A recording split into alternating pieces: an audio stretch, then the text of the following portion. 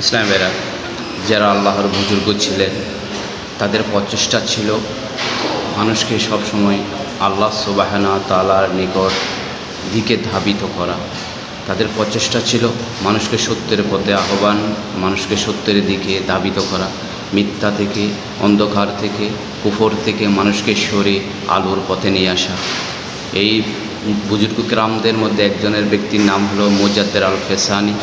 উনি তার লিখিত কিতাবে উল্লেখ করেন যে উট আল্লাহ সুবহানাহু ওয়া তাআলার নিকট পানা চায়, যে বললেন যে এ আল্লাহ, শুকরিয়া করে আল্লাহর কাছে বলে, আল্লাহ আমি তোমার কাছে শুকরিয়া আদায় করতেছি, আল্লাহ তুমি ইচ্ছা করলে আমাকে মহিষ বানাতে পারতে, কিন্তু মহিষ না বানিয়ে তুমি আমাকে উট বানিয়েছ, সেজন্য আমি তোমার দরবারে শুকরিয়া আদায় করছি।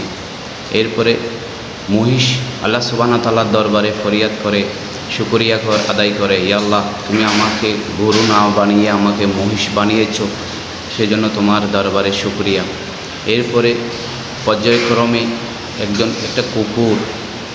একটা কুকুর আল্লাহর দরবারে শুকরিয়া করে যে আল্লাহ তুমি আমাকে একজন নিকৃষ্ট একটি পশু শুয়ার না বানিয়ে আমাকে তুমি কুকুর বানিয়েছ, সেজন্য তোমার দরবারে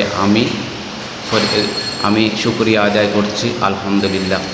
এরপরে শুয়ার আল্লাহর দরবারে শুকরিয়া আদায় করে বলছে যে আল্লাহ তুমি আমাকে শুয়ার বানিয়েছ, আমার মনের কোনো দুঃখ নেই যে তুমি আমাকে একজন বেনামাজি না বানিয়ে তুমি আমাকে শুয়ার বানিয়েছ, সেজন্য আমি তোমার দরবারে শুকরিয়া আদায় করতেছি। দেখেন ইসলামী ভাইরা, একটা শুয়ার যেটা খাওয়ার জন্য না খাওয়ার জন্য আল্লাহ সুবহানাহু ওয়া তাআলা পবিত্র কোরআনে 6 বার আমাদেরকে নিষেধ করেছেন শুয়ার না খাওয়ার জন্য। সেই নিকৃষ্ট পশু একজন বেনামাজির থেকেও পানা চাই। দেখেন একজন বেনামাজি ব্যক্তি শুয়ারের চেয়েও কি, মুজাদ্দেদ আল ফেসানি বোঝাতে চাচ্ছেন যে একজন বেনামাজি ব্যক্তি শুয়ারের চেয়ে নিম্নমানের, তার মান অনেক নিম্নে, তার কারণ তার কর্মের কারণে। যে যদি আল্লাহর হুকুমাত নামাজ কায়েম করে তার মর্যাদা অনেক।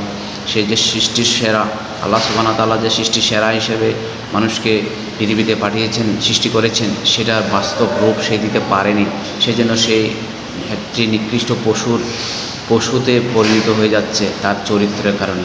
ইসলামের আসুন আমরা 5 ওয়াক্ত নামাজ কায়েম করব তাকবীর ওলার সাথে। অলসতা নয়, অলসতা আমাদেরকে ধ্বংস করে দিচ্ছে।